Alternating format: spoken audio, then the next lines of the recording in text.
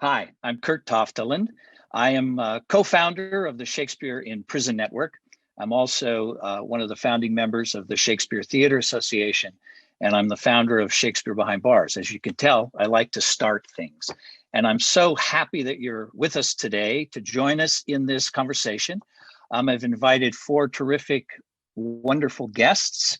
Basically, what I asked them to do is tell us about their relationship with Shakespeare, personal relationship with Shakespeare, the good, the bad, and the ugly. I have no idea what's coming, but I'm really looking forward to it. So I'll kick it off. I'm the facilitator, and I'll do my little 2 minutes about my relationship with Shakespeare. Penitentiaries are the dumping ground and epicenter of trauma and hurt in our world. I founded Shakespeare Behind Bars to assist the incarcerated in finding their authentic voices through an immersive experience with Shakespeare's original language, complex themes, and multiple meanings. I've been working in prisons for 26 years.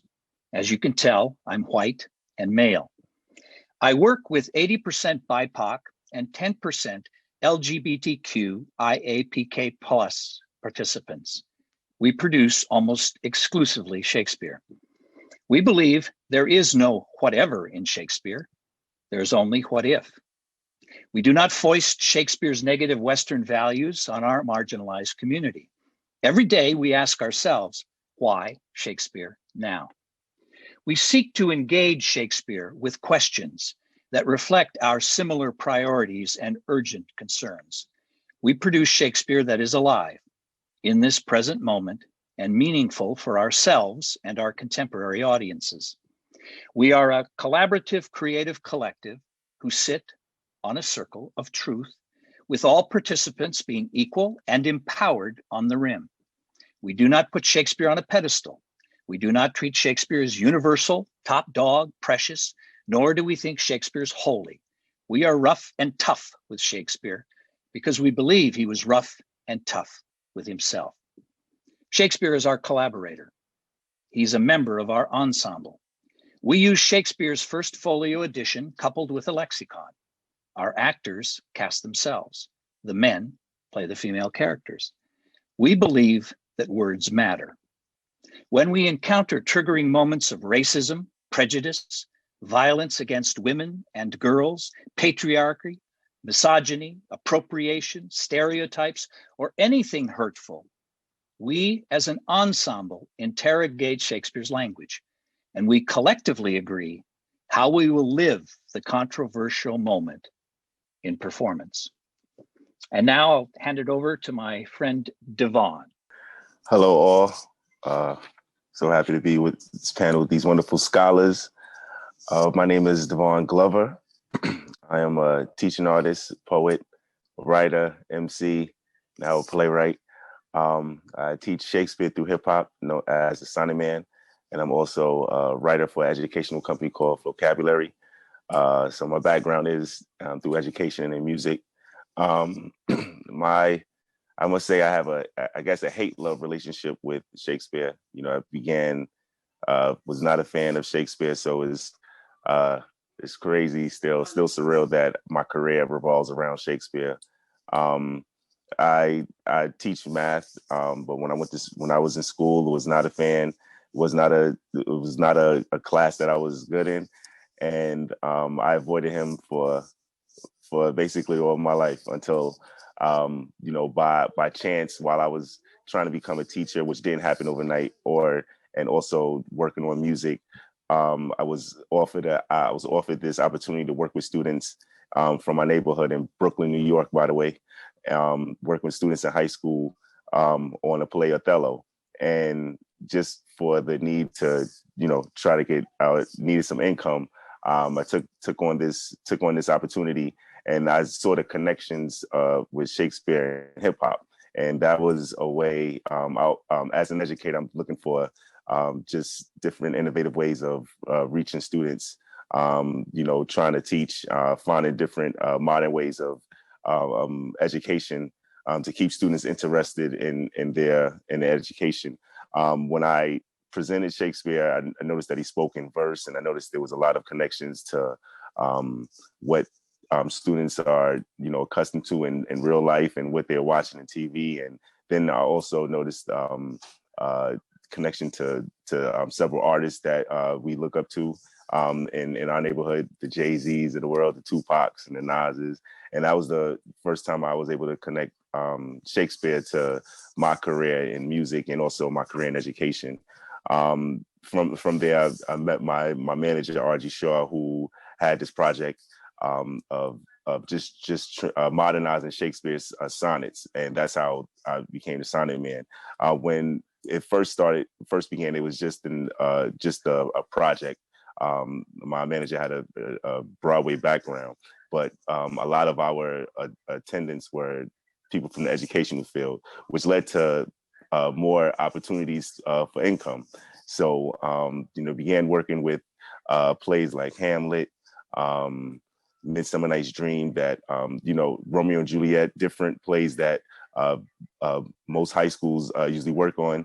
And just the connection through hip hop, the connection through I would try to find ways to connect students to Shakespeare, just different, the different scenes, different parts to their everyday lives, or connect them to different literary devices that they use every day. I would like to, trying to find a way to get students to try to find the next Shakespeare or find the next Tupac. When I began working with student classes in that room, I began getting offered assemblies as presenting my work as a way of introducing students to Shakespeare. When I began studying his sonnets, his book of sonnets, just through reading through them, even though they all love sonnets, I found different connections to my story of becoming a teacher, my story of, my story of becoming a musician, my story of trying to become successful in this world. And I created a one-man show to as a way of inspiration for students of all ages, as a way to tell my story, and it has led to many different opportunities that I just didn't know that existed. That from there, I must say, it's mostly been a great experience with Shakespeare. The one thing I would say in terms of some of the hurdles that I've been through just working with the Sonnet Man. This different, at first I started in Brooklyn and I was just working in New York City, wanting to was just trying to find a way to become a teacher, get my teaching degree, finish my college degree. I would say even, my work as a Sonnet Man eventually led to my college reaching out and me being able to finish my degree and eventually become a teacher, not only in math, but also now in creative writing and in, assistant teacher in several English classes.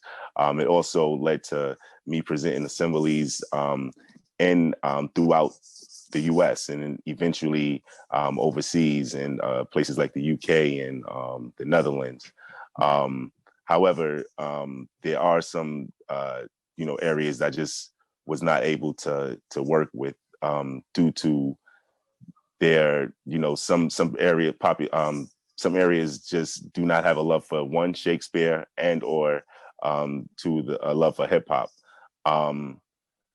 Some good is I have been invited to do work with Shakespeare as the Sonnet Man and as my name Devon, but sometimes they just look at Shakespeare and hip hop, and then as soon as I arrive, they haven't looked at my website, so they didn't know I was arriving, and it was a whole different ball game once I got there, where my program got changed, the audience has left. There's a difference when people think your name is Devon and Devon. I've been told in different places. So I've worked in different places where people have walked out and I've had to earn, the trust of teachers, earn the trust of students, earn the trust of the audience. Some good is I have also been offered many gigs from different places, just from areas that wanted to promote diversity. Because when I started this, I was so happy to be working in Brooklyn, and I wanted to connect and keep connecting the schools in my area, which I still do. But I've noticed, once my name began getting started getting a buzz in and around New York, started getting asked to do gigs, there were certain areas that I wasn't able to reach due to the availability of bringing me there, due to the system with their the board of directors with what they're teaching in their area. I've tried to find different ways to present to all schools, whether they're able to bring me in or not, but sometimes based on whoever's running the school or the area or the PTO, I have been rejected by some places. I have been brought in by companies for to enhance their diversity in the company or in the company or in the town. But in that same town where one company's trying to help, I've been been put as like the token. That's what I've been called. I've been been put in I've been asked to do characters based on different different colloquialisms that some company has picked up, or different stereotypes that people see in me. With some places I've had to reject because of because of the warnings I've received by based on different towns and companies. So I've been still trying to find my way as the Sonic Man, still trying to at least reach all places. But for the most part, it's been a wonderful ride. I would say once my work has been presented to no matter where I've traveled, the reception has been well. Once I've been given the chance to share my story or share my performance or share my work or share a workshop with students, no matter the age, the race, the class, and has led to many more opportunities. I remember when I first started, it was only, I was only placed as a rapper, and now I'm being asked to write curriculums for different schools and such. And that was the main goal when I began working, even writing this vocabulary. So there's no ceiling right now, working as a Sonic Man, and the collaborations that I've been presented with has been surreal and been inspirational to my work, creating more work. And I must say, I'm so happy that Shakespeare, still is valid in this world, today, over 400 years, because he keeps my career going and gives me a reason to keep writing and inspiring and sharing with students, no matter if it's a love sonnet or a comedy or a tragedy, and no matter what group I'm working with, my students always find a way to connect to Shakespeare's work. My story connects from some of the sonnets to pieces of A Midsummer Night's Dream to Hamlet. And I appreciate, finding connections with all audiences, still, no matter if they're a fan of hip hop, fan of Shakespeare. This journey has been fulfilling, and I'm looking forward to continue this with my fellow scholars. So we'd like to thank y'all all for listening. My story was all over, trying to bring it down, condense it to 10 minutes. But again, thank y'all for listening. And Shakespeare's hip hop. Would like to pass this along to another fellow scholar of mine, Mr. Malik Work. Yes, brother. Thank you. I felt seen so much listening to you, and I love how you ended it. Shakespeare is hip hop, and I'm gonna get to that in a minute, because that's exactly what I tell my students today and for a long time. My name is Malik Work. I am an actor, a writer, rapper, a teacher, DJ, director, producer. But most of all, I consider myself a creator. I consider myself very flexible. I'm an artist. I love to make dope stuff. And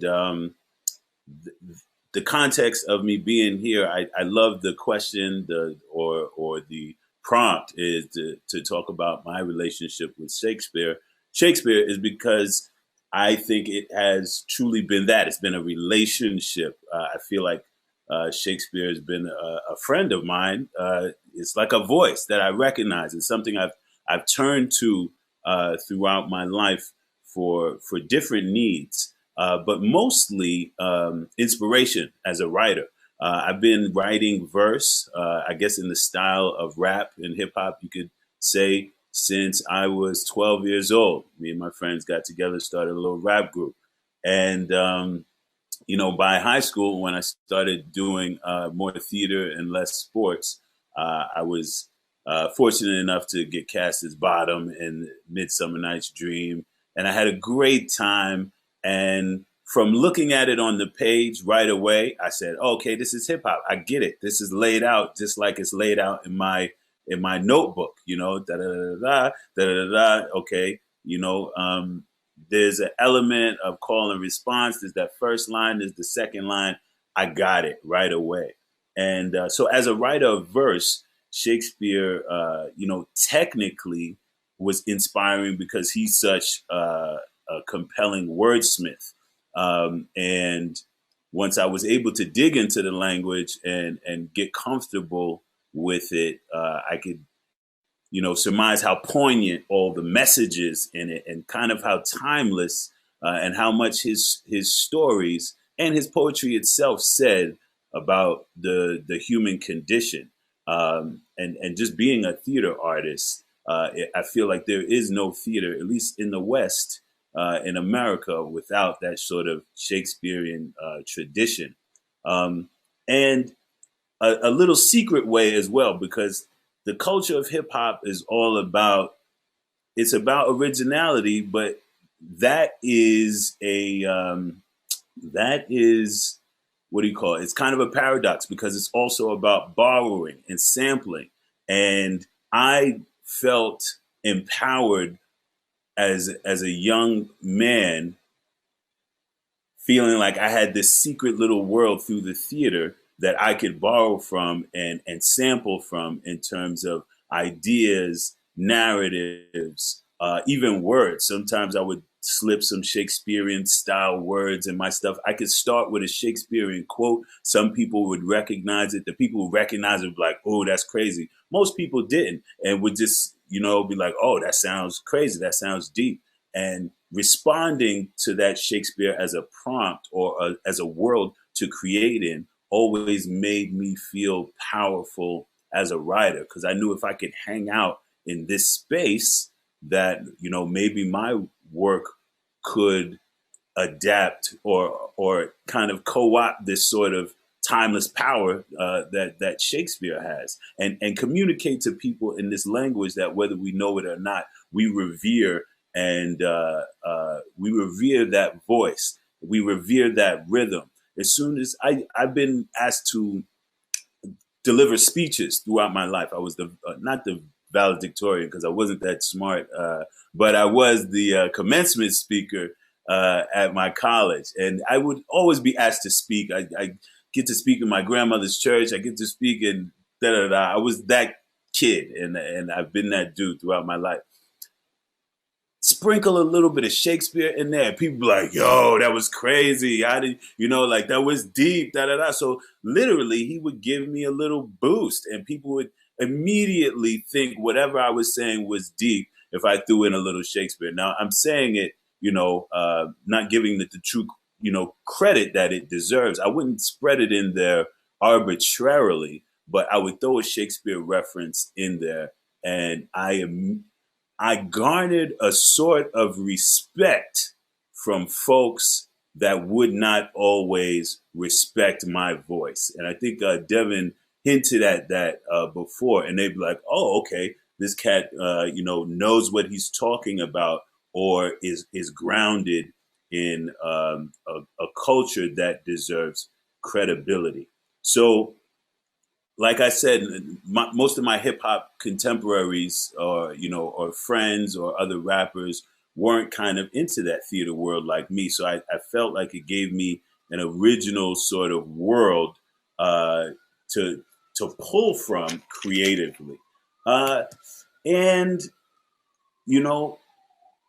Shakespeare just also felt very hip hop because it's so bare bones. It's so simple.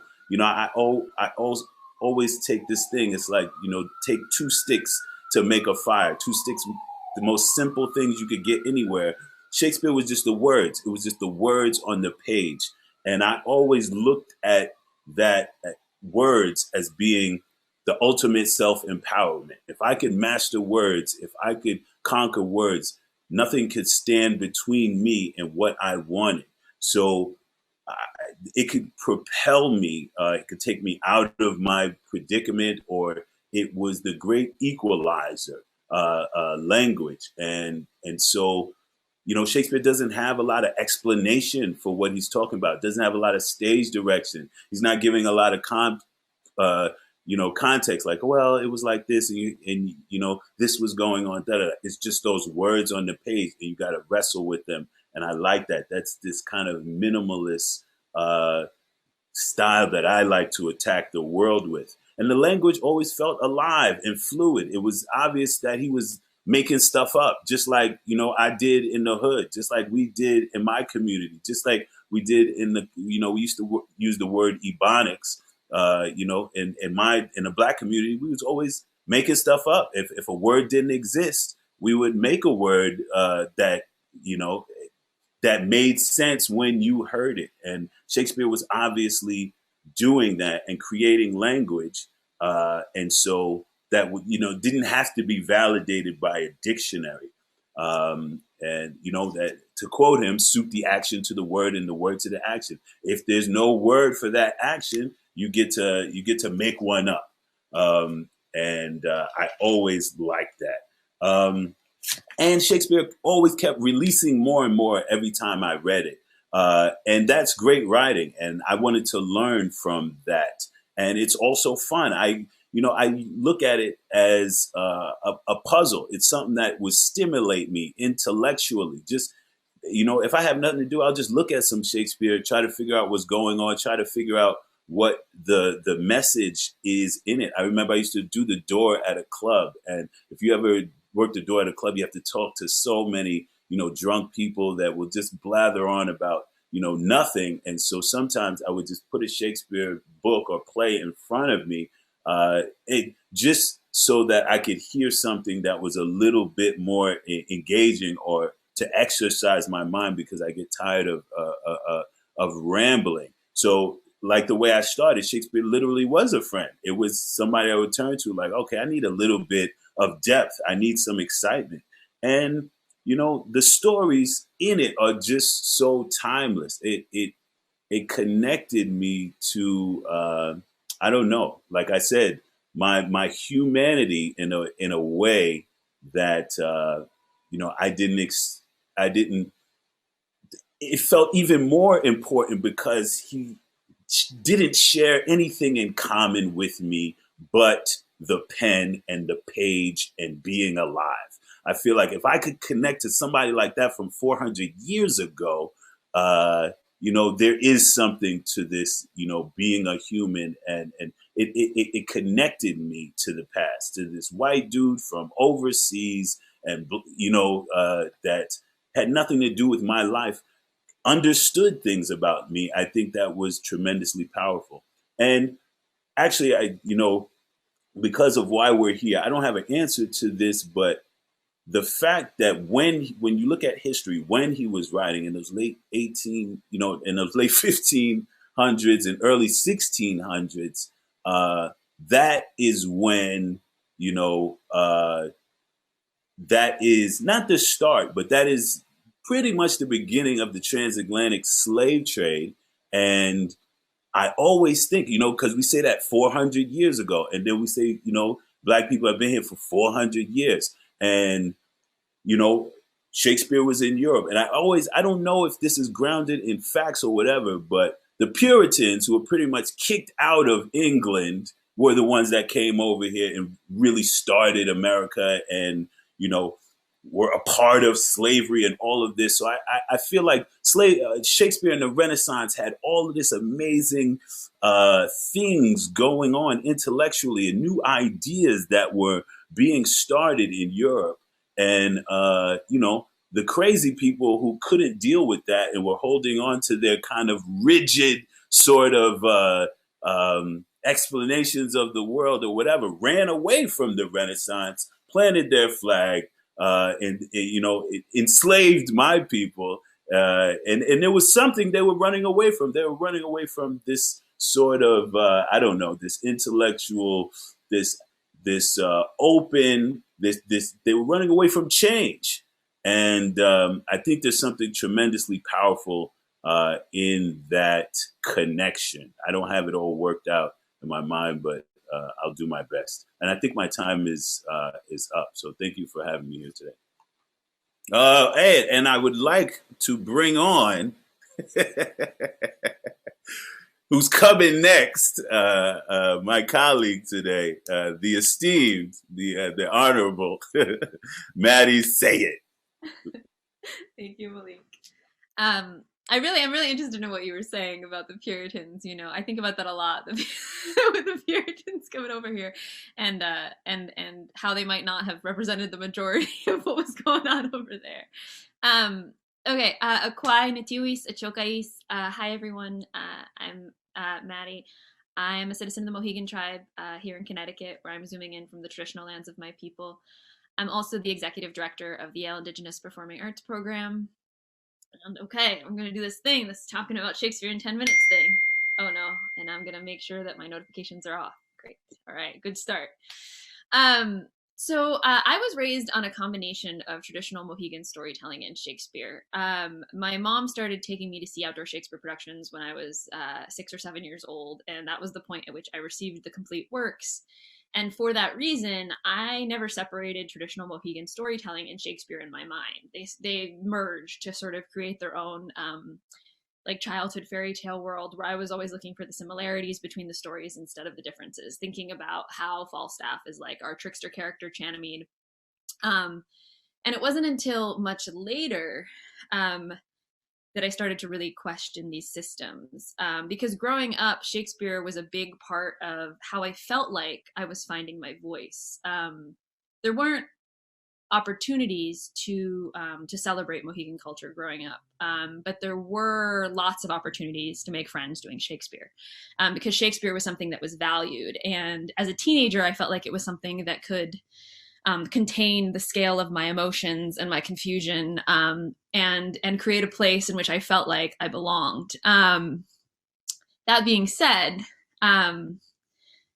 I now, right, as an adult, have a much more complicated relationship to Shakespeare, because I now recognize that there are systems in place that are not Shakespeare the playwright, but there are systems in place that are the reason why I didn't get to find out that there were Native playwrights until my final year of college.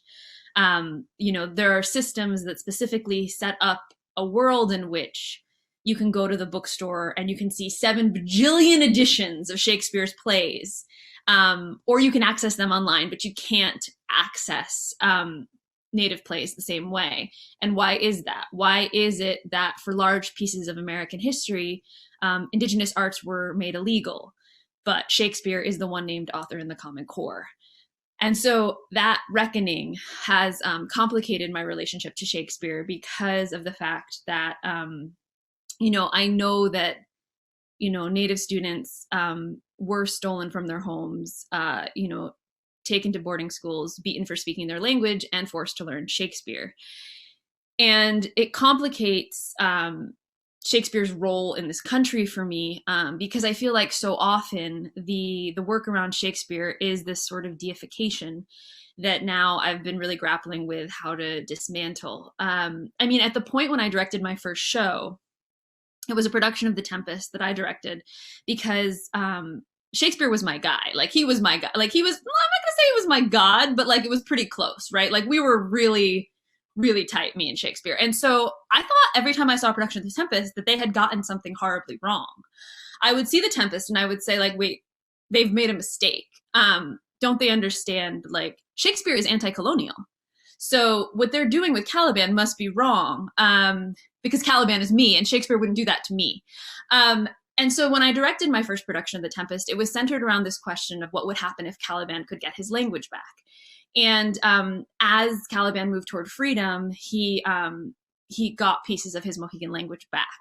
And there was a prologue in Mohegan that Ariel spoke that set up the story as something that happened a long time ago, because you see at the end of The Tempest, the colonizers leave the island.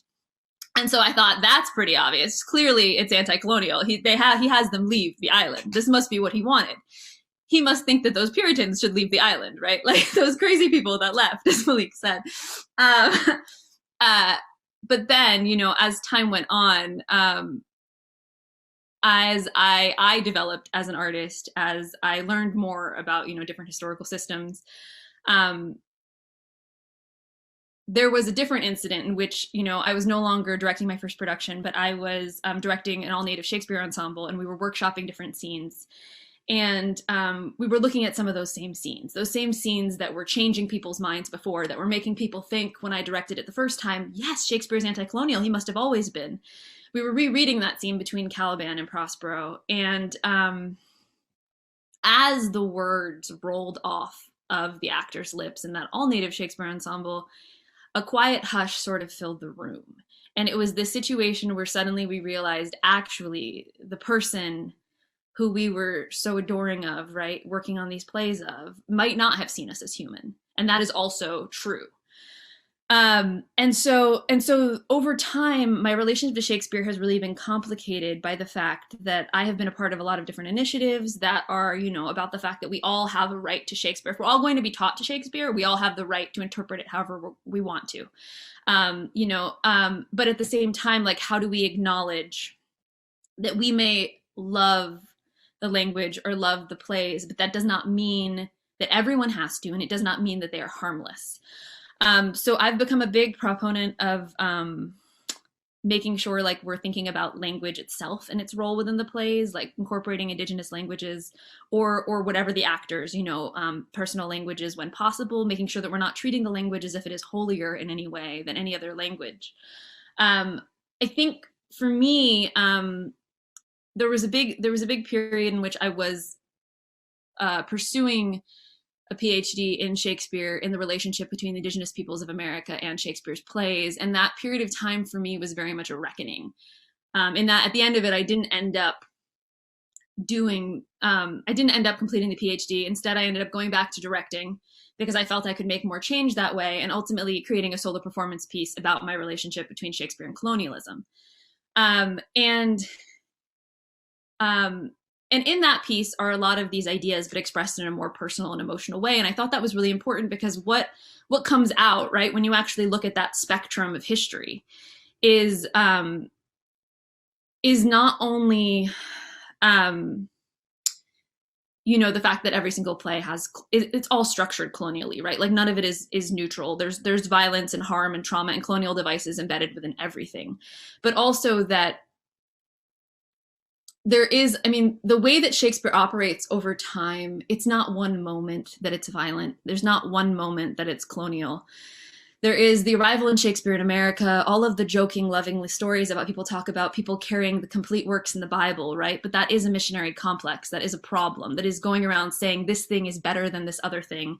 How do we erase your culture and give you Shakespeare instead and tell you it will make you better? When in reality, it will not. It will just replace something else that is, that is of equal value and potentially more important in the land we're currently on. And so there's the system of stripping Indigenous cultures from America and replacing them with Shakespeare. There's also a lot of instances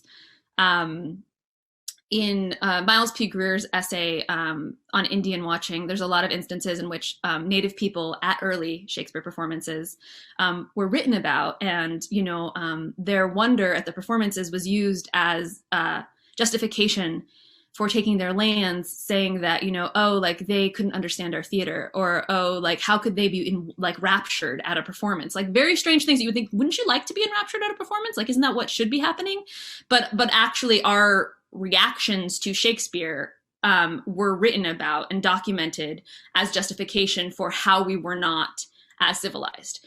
And then moving along, right, to all of these horrible instances on different timescales throughout the nation of language removal and its replacement with this system that Shakespeare is a part of. So that's not to say that when we get to the early 2000s, we don't have this wonderful thing happening, which is a lot of different theaters doing productions where repatriation of Indigenous languages is not a part of the Shakespeare journey, right? You have productions in which people are speaking their Indigenous languages alongside Shakespeare and using that to complicate Shakespeare and have that conversation. But I'll never forget that even when we were doing Native Shakespeare Ensemble's production of Macbeth, there was this white lady that passed us by and, saw a bunch of Native people gathering and said, well, what's your performance? And one of the actors said Macbeth. She was like, Macbeth with the words? And the actor was like, yes, versatility, we are talented. But it was beyond her imagination that we could actually be speaking those words, that those words didn't belong to us. And so for me, it's this very complicated thing right now. This was very rambly, so I'm sorry, but this is a very complicated thing right now of acknowledging that I still feel certain things, when speaking Shakespeare's words that I don't feel in other contexts, but knowing that other poetry needs to be equally valued. Because by lifting one man up in this way, we don't see everything else around us. And we're not even aware of what we're erasing. And so that's sort of my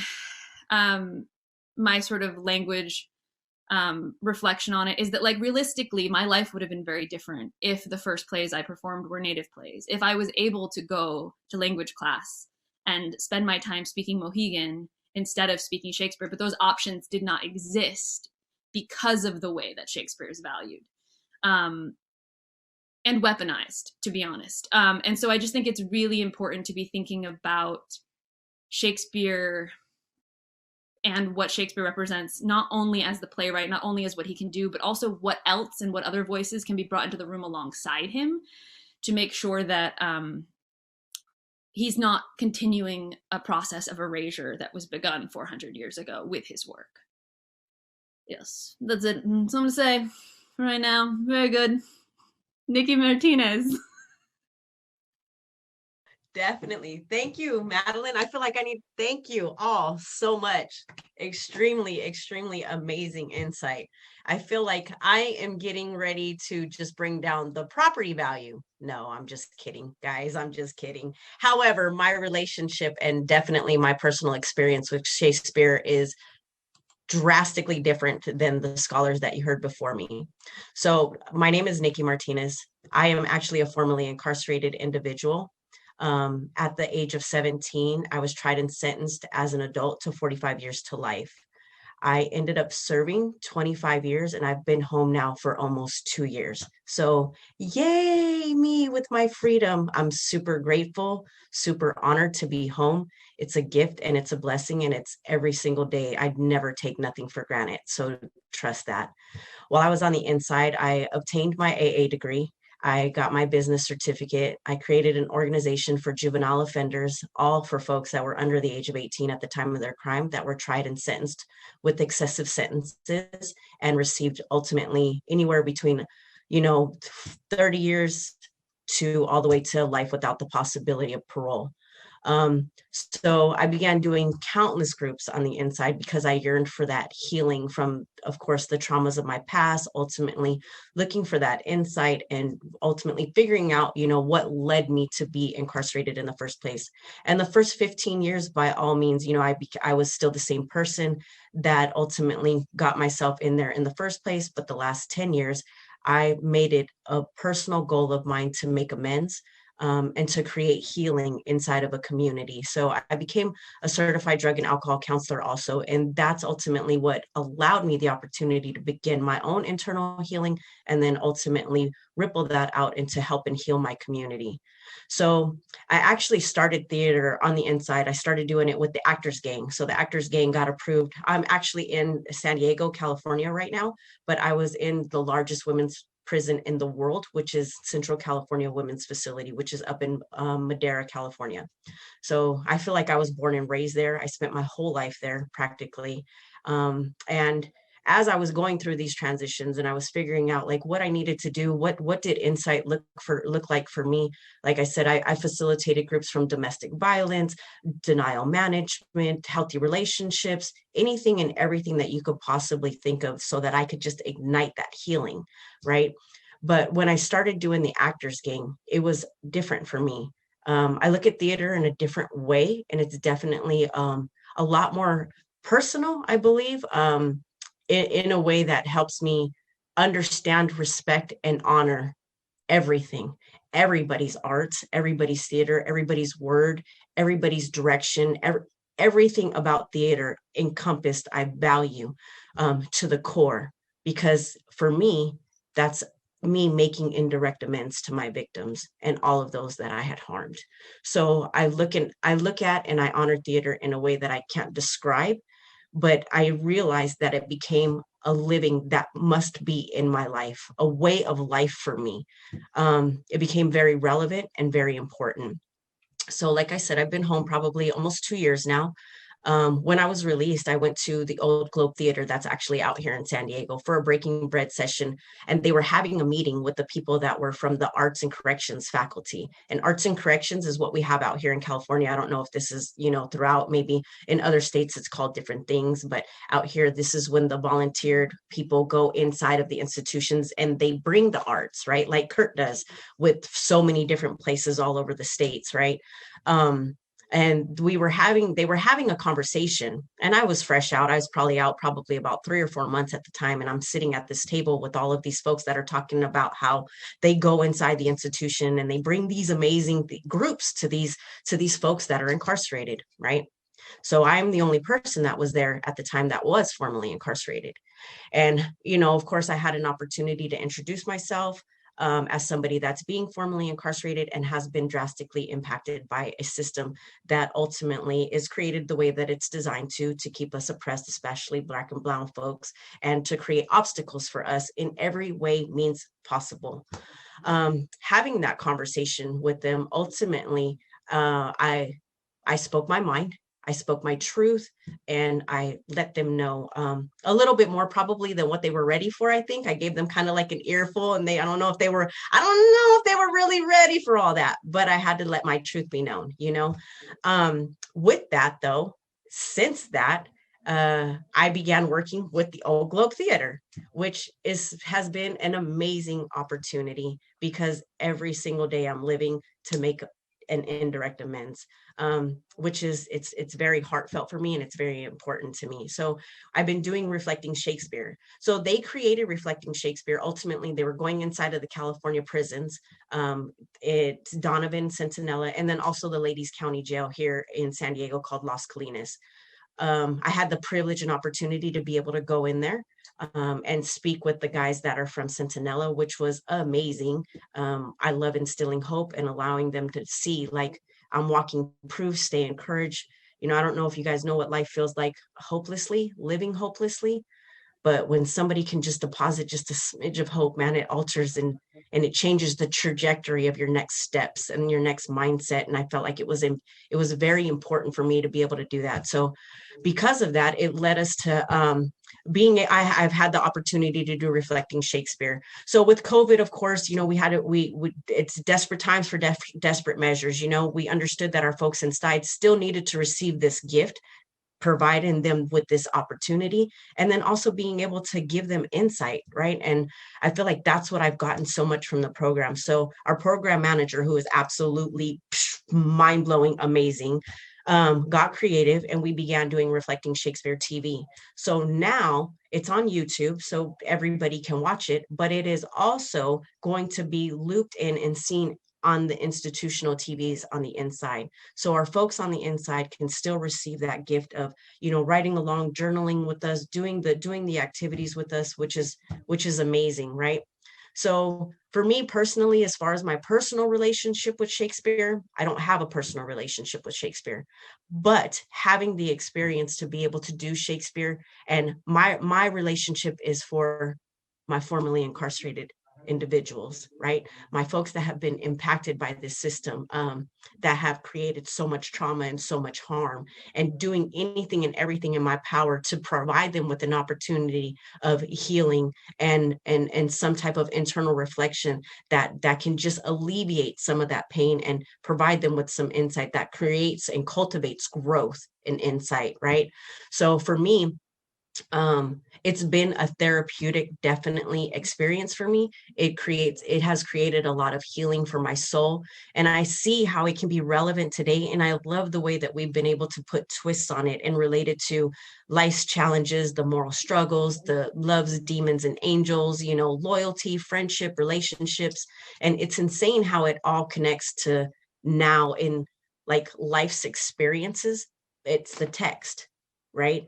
If you take Shakespeare out of it, really in all actuality, I see what I'm trying to give our folks is just something to relate to, and something that they're able to get insight for, and something that's going to help them grow.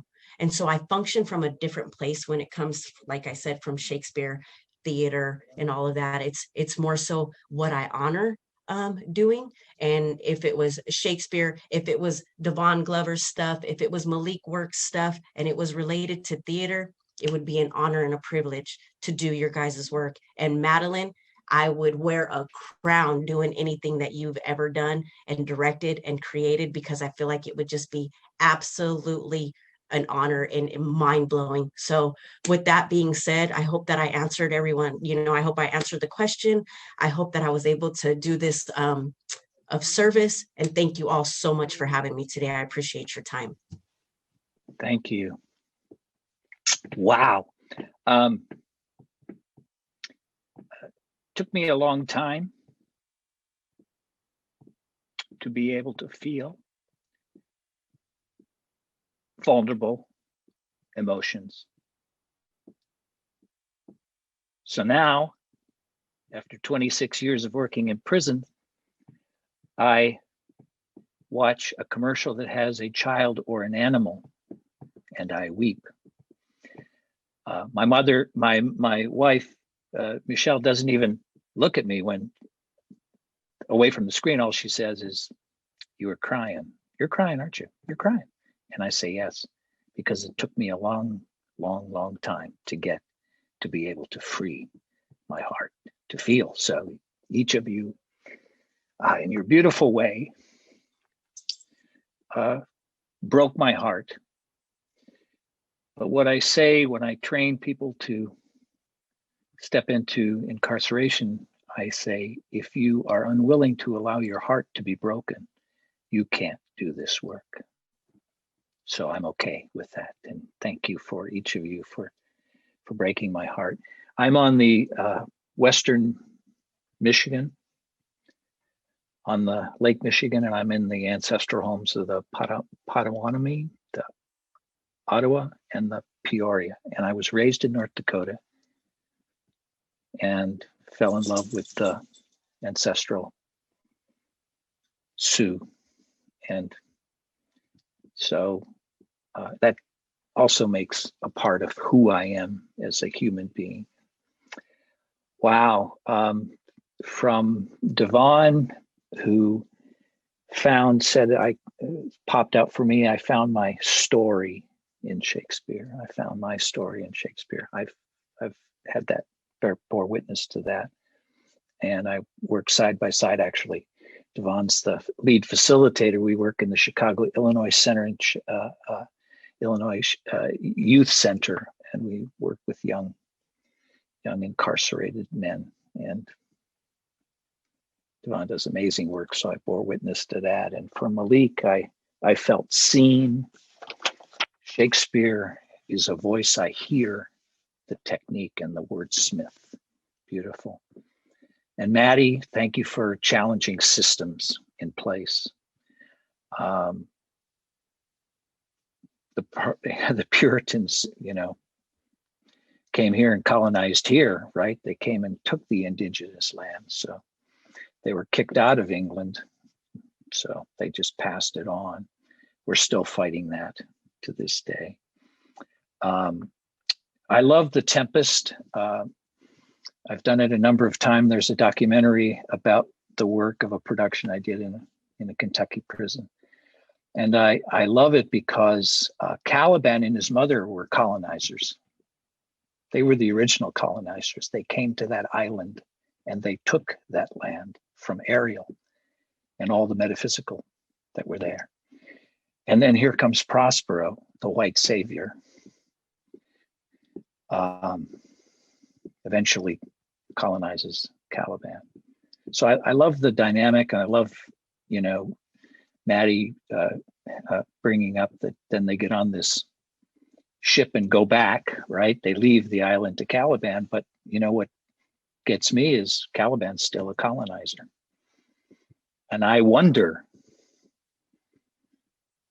how he and Ariel will have a relationship in the metaphysical, I love Shakespeare because he ends in so many times in questions. And then Nikki's my heart because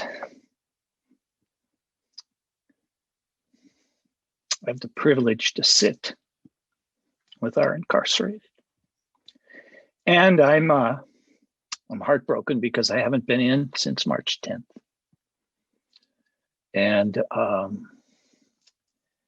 I want to sit with them too, because they teach me, because I learn, because I want to have conversations with them that I can't have because I'm isolated from them. So that's why we're here. So after my sort of rambly emotional state of being, questions, comments for each other. Wow, I'm blown away. Thank you by every one of you and your work. You make me a better human being. There's just something I want to add just while it's on my mind, which is I think also just the reminder that incarceration is a colonial system. That before, and unfortunately it also means before Shakespeare came here, right? But before the Puritans came here, we didn't have incarceration as a system. It was built. Like traditional peacekeeping protocols are that you do peacekeeping, right? You peacemake. The whatever crime was inflicted, and the families they talk until they can make peace, because of the understanding that we need every single voice in our community, and that every single person in that community is there for a reason to contribute together as a whole, and that removing someone is the worst thing you can do. And so I just wanted to take a second to acknowledge that as well, is that, that's where I do wonder about, like, in addition to Shakespeare, are there other stories we could be bringing into those spaces that get us even beyond the sort of confines of our current reality? Thank you. Yeah, I totally agree. Oftentimes what's happened with some of the participants who have indigenous heritage to them, but don't know their stories, my encouragement to them is always find your stories, find your own stories, find your history and because it's so important to know where you came from. Historical memory is everything. And thank you for that, Manny. It is.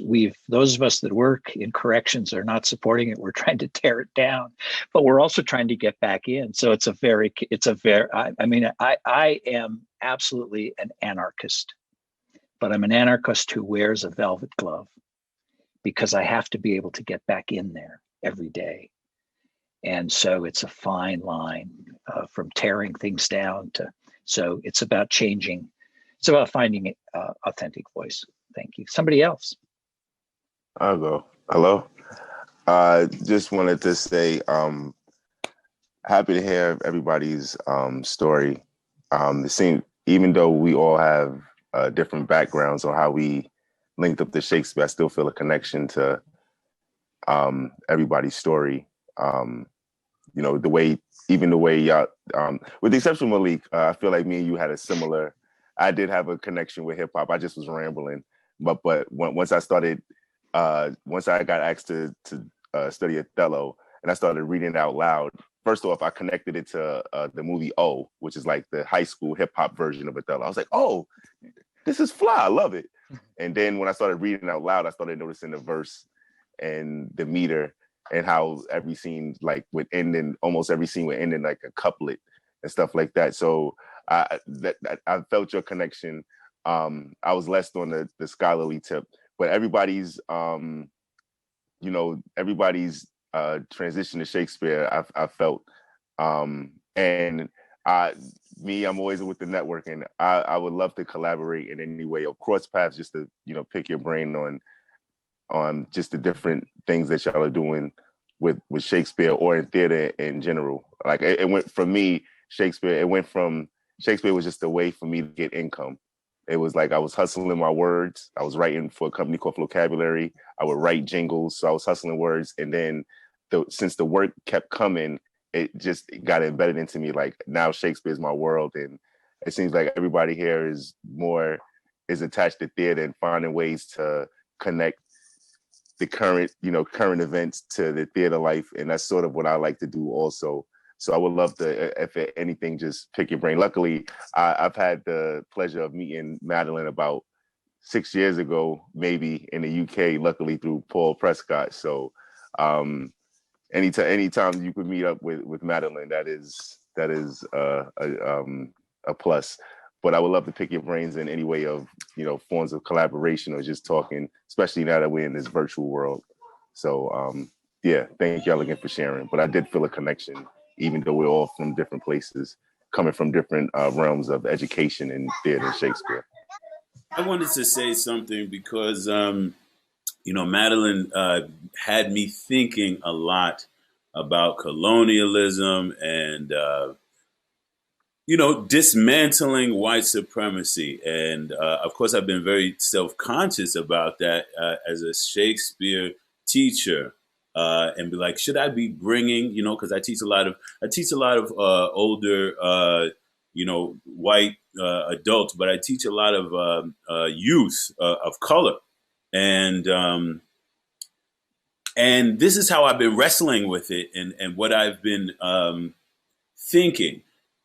I also, I come from the history and the legacy of Christianity itself has been problematic for me as an African American. And I look at, just because it was forced on us through slavery and we could talk about that forever. But I look at the greatness of somebody like Dr. Martin Luther King and how he used his familiarity with the Bible to flip it. It was kind of like, okay, you say this is all we are allowed to study and this is the only thing we're allowed to read. Okay, well, I'm going to master it and I'm going to take everything out of it and show you something about yourself. All right. And Dr. King did something, powerful for the world by I don't know, kind of recontextualizing this text that was literally forced upon African Americans for centuries. Now, I never felt, Shakespeare was forced upon me, but I thought about it since it's so omnipresent in our sort of culture and our education and how Maddie was saying, yeah, there's a lot of other things that we're not doing when we're doing Shakespeare. And I've tried to look at it as an opportunity in this, America is, it's a white supremacist culture. That's where it's literally founded in that. I found Shakespeare as this common ground that a common language that we can communicate in and access to this to what to me hasn't been, when I read Shakespeare, I don't feel white supremacy. I feel artist wrestling with what it feels like to, what it is to be human himself. And that's what is refreshing about it. And I have felt compelled as an artist to keep wrestling with that and feel like I might be able to do the same sort of work that preachers and pastors and these things that, to me, spread one of the, the things that has kept African Americans limited mentally in the West and spiritually, but have used it to really empower themselves. So I know I was not completely clear, but I think I tried to say what I was trying to say. Thank you. I'll just add, I think that, for me, I think that's the reason why when it comes to Shakespeare, the thing that I've always been most attracted to about the plays is not so much the plays themselves, but how people make meaning out of them over time. How every single moment takes the play and says something different with it, in relationship with the people who are telling that story at a different point in time. And for that reason, it always does actually feel like kind of like traditional storytelling to me, like interrelational storytelling, where it's a conversation, not just between the story characters and the story tellers, but the story listeners are actually bringing their moment in time to the work. And that, I think, is really exciting in terms of what you're talking about also, Malik, right? This ability to say okay, well, we have this, what do we do with it? Mm-hmm. And so whenever I'm trying to work with Shakespeare, it's not get rid of Shakespeare. I got a lot of trolls this year because I said, let's grapple with it. And people were like, she's trying to cancel Shakespeare. I said, I was like, I'm still a Shakespearean. So, and also I don't think you can cancel Shakespeare, no offense, but good luck. And it was just, let's just talk about what's in it, because I think the danger is not doing Shakespeare, right? It's when you don't actually talk about what's in the language. It's when you treat it like an object or like something on a shelf instead of actually really going deep, everyone in this room is doing, and when the work is about, really grappling with the human spirit, you're going to have those conversations. You're going to go deep and you're going to grapple with it. The thing that's dangerous was when people are like, this is perfect. And you're like, it is from 450 years ago. If you think this is, or people say, I do Shakespeare because I don't go in for political things. And you say, that's interesting that you think that the politics of censored plays from 450 years ago are neutral somehow, That's really the thing, is where was he then? Where are we now? And how does the openness of his metaphors create space for things that exist in between? Is, I think, what's exciting to me about the work. That's why I'm actually sort of curious on here from Nikki, because I actually I've enjoyed this past fall is the first time I had a curriculum with working with Shakespeare behind bars. And the reason why I like working with them is they have no filter, and they have this, they tell you what they really feel without worried about, being censored or anything. So, and I actually get them to write, their adaptations based on what they feel. Whenever I get people to write, is my number one goal is make it your own.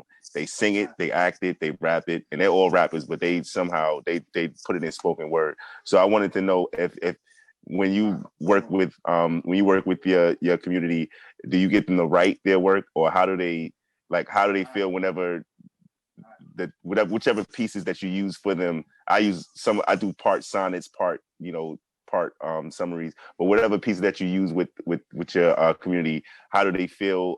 What is the reaction they get? What is the reaction they receive, or how do they feel, or do they write, or how does it feel when they're acting it out or writing it out or adapting it? It's insane, because I really think it's kind of cathartic for them. I think some of them have never had an opportunity. Some of them are not theater related. Some of them are not, musically inclined. Some of them, they're looking for an outlet, and they're the folks that I've been having the privilege to work with. They're looking for an outlet, some type of release of what's inside, and a relief right? You think of people that are incarcerated, that suffer from trauma, and you think about what it is that ultimately leads them back to that lifestyle, especially upon coming home. What's familiar, right? What's going to create that sense of relief for me? And sometimes it's going back to the old neighborhood. Sometimes it's going back to the gang lifestyle. Sometimes it's going back to unhealthy relationships, drugs, whatever that might look like, right? For our individuals. And I think the biggest thing is they're looking for some type of release. So necessarily when we're creating the prompts for them, we create, of course, as everybody does, just that therapeutic, inviting environment. The circles are key, of course. But I think how we present it is we present a question, and it's an insightful question, and it's a reflection of what we just talked about in the scene. And it's on them how they choose to come back with their reflection. If they want to dance it out with no words, if they feel like doing only movement is going to be able to express what that insight looks like, if they feel like they need to do a cartwheel and have confetti coming out the top of their head and what that looks like, and giving that back to us, then we welcome that, because it's their opportunity to do what they need for themselves. It's for them. We don't want to place them in a box. We want to allow their creativity and whatever that might look like for them. And also the biggest thing is, and like I said, I function from a different place when it comes to Shakespeare, because I'm digging. I tell my co-partners when we're working, like, you guys can be soft and gentle if you want to. I'm not, because I want them to heal. I want them to get that insight. I want them to have a self-reflective understanding to allow them. Why? Because that's creating the bridge to self-love. And self-love is key. And so I feel like I go, you guys can be nice and fluffy I'm not going to be, so I dig a little bit deeper. I'll come with some follow-up questions sometimes. And I know they're ready to just be like, she needs a break, but at the same time, it's like, no, because why? Because I want our folks to come home. I want our folks to be healthy. I want our folks to be self-confident, self-efficient. I want them to know that they're worthy. I want them to understand that they're valuable human beings, and they deserve the greatest thing that they could possibly have, which is that self-love. So I don't know if that answered your question, Devon, but I think it's kind of like a just, but yeah, it's, prompting the questions to them for them to be able to express it and embrace it and own it the best way in the way that they feel is going to give them some type of relief. So, and thank you for asking. I appreciate that. Perfect. Thank you. That helps me out. Thank you so much. I think one of the overall theme that comes out of this sharing and this conversation fits under the tenet of the overarching question of Shakespeare Behind Bars, which is, what does it mean to be a human being? That is the overarching question that every day we start our work with. What does it mean to be a human being? And then under that, there are 4 more questions. And I didn't invent this. This came out of the work. It came out of the work. The first question is, who am I? The second question is, what do I love? The third question is, how will I live my life knowing I will die? And the last question is, what is my gift to humankind? So these are the questions that I, as an artist, ask myself. What does it mean to be a human being in this world, in this unfair, this cruel, this horrible world, if we want to just look at it that way? So I go back to Nikki, I bring hope. I found hope and I bring hope, because without hope, there's nothing. So we could go on and on with this, and I would love to do that. And I'm so happy that all of our paths crossed here at this moment in time at the Shakespeare and Prison Network virtual conference. I'm really excited to share this with our community, and I look forward to a stimulating Q&A that they will bring to us, and because it's all about living in questions. It's never about living in the answer. And I can tell countless stories of how, when working with prisoners, for them wanting me to tell them how to play that role, how to say that line, and I refuse. and they get really angry with me for not telling them. And all I do is ask questions to help them to try to burrow deeper. And once you're in a circle for a while and you create elders in the circle and newbies come in, as we call them, a newbie comes in and the newbie will ask the question and say, hey, Curt, what about, how should I do this? And I don't have to say anything. An elder will say, oh God, don't ask him, because he's only going to ask you 25 questions. Just don't ask him. It's going to be bad. He's never going to give you an answer. And that's the beauty of being an artist. And I'm an artist first, I'm a creative first, and then everything goes from there. So I appreciate your contribution and your creativity. And I thank God you're in the world with me. We're all trying to find our way. And you help me find my way. And I know you're helping your community find your way. And that's what we can be, is touchstones for each other. So we'll draw this to a close, and thank you for your time, for your beauty, for your heart, for your questions. And I'll see you at the Q&A in a couple of weeks. Love you all.